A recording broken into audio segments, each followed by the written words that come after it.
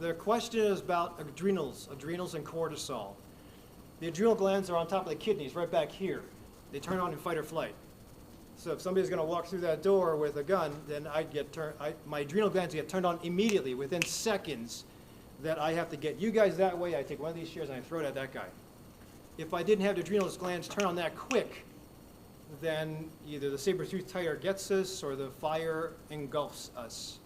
So unfortunately, for an average American who works 50 hours a week in here? Do I have anybody who works 60 hours a week? I have a couple of people who work 60 to 70 hours a week, especially my CEOs.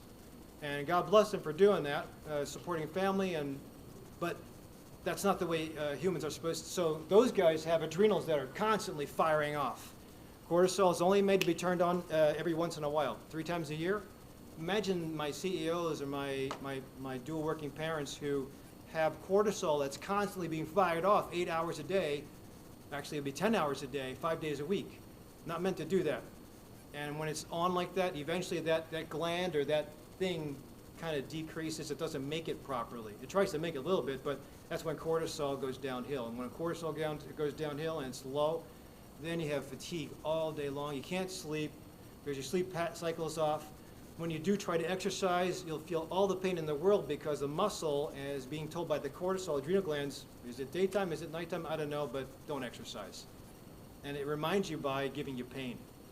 So poor healing, poor immunity, poor sleep, poor intercourse, and then weight gain and hunting for food. So in a long-winded answer, that's what usually happens when cortisol is, when you don't listen to your body and you exceed what a human is supposed to do.